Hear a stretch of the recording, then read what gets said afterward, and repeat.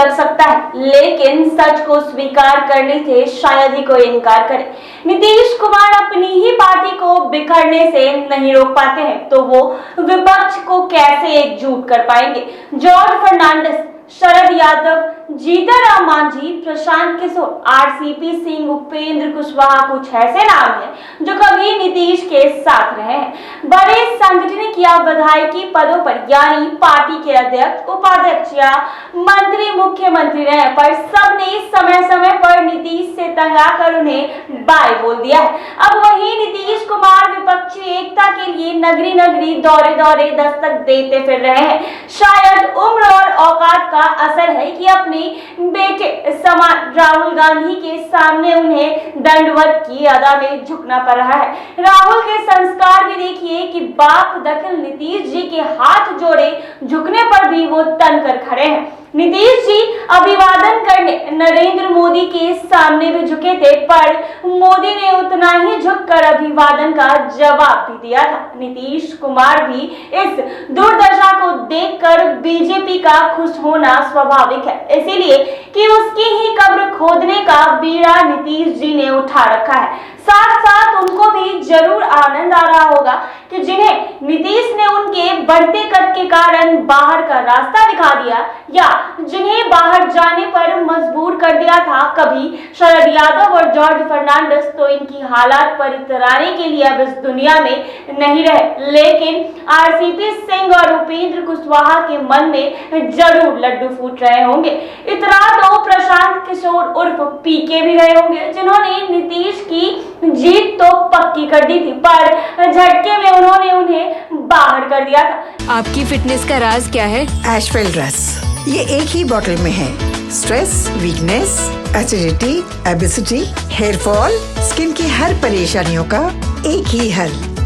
एशवेल life, diabetes free life.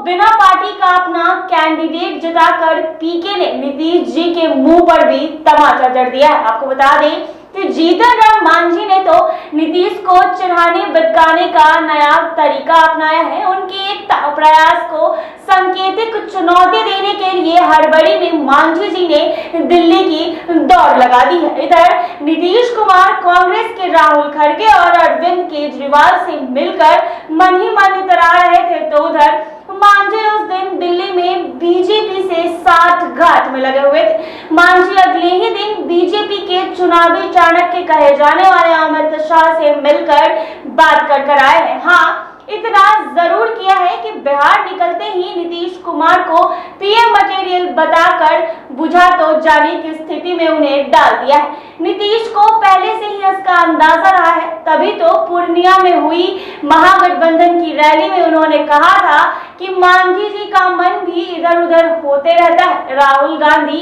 2.5-3 महीने भारत को जोड़ने के लिए भ्रमण पर निकले थे, तो बता दें आपको, चीजों को देखने का हर आदमी का नजरिया अलग होता है। उन्हें भारत टूटा या टूटता हुआ दिख रहा था या दिख रहा होगा, इसीलिए कि अभी यात्रा अधूरी है।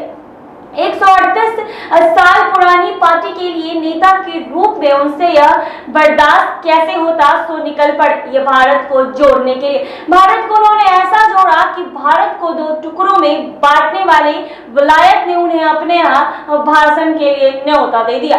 वहां वो भारत को लेकर एक ऐसा रोना रोआए जैसे पंचायती करने तुरंत विलायती यहाँ पहुंच जाएंगे। वो भूल गए कि खुद अपने दल के लोगों का दिल नहीं जोड़ पाए तो भारत को जोड़ना कितना मुश्किल हो जाएगा।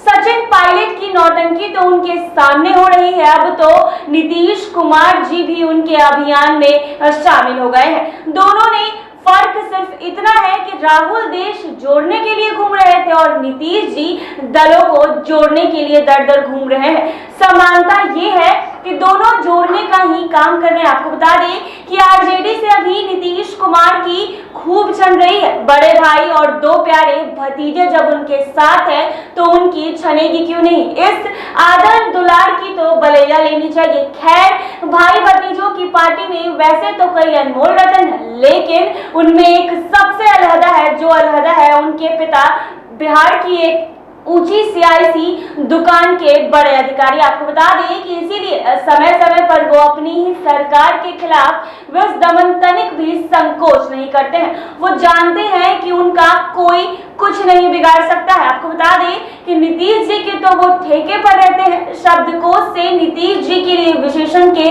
शब्द उन्होंने चुन चुन कर खोजे हैं। एक दो शब्द ही सुनकर आप समझ जाएंगे कि नीतीश जी के प्रति उनके मन में कैसा भाव है।